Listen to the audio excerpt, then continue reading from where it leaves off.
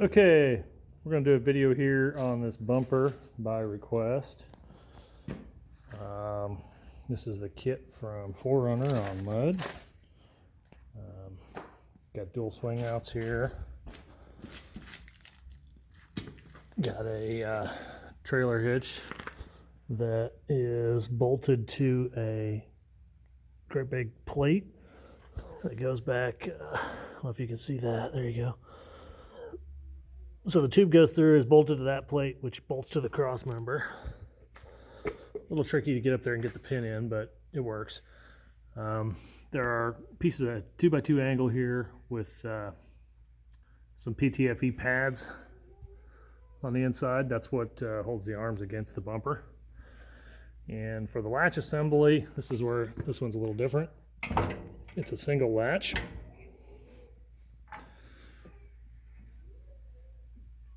I've got these on little shocks. Best to do it two-handed. Here's the catch. So when you take this swing arm, pull it in, you got a little button here to hold that up. And this piece here just butts up against the other arm. Totally solid. There's no shaking, no rattle, nothing like that. I like doing it this way because a lot of your clamps that you see actually push down here on the arm and put kind of a load on that spindle out on the end. I've heard of a few of them breaking. I'm not saying that. Obviously, there's a lot of them running around that do have latches that way, but I prefer this way. It swings in line with the way the spindle rotates, and you've got your pad that locks it in. And I'll go ahead and swing the other one shut here.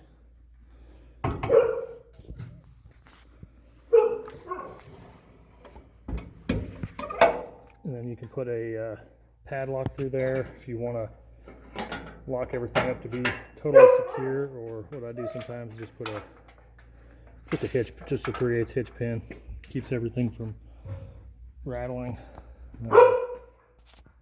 This fuel can carrier, I'm not a huge fan of these cans. They leak. I think I'm going to replace that with probably one plastic can. It's kind of a last minute thing before a trip. This used to be just a ladder, and I added on the can carrier there, so we'll fix that up one of these days. And the dog's over here yapping up a storm. I think he wants to eat some of those deer heads up there that I need to clean up.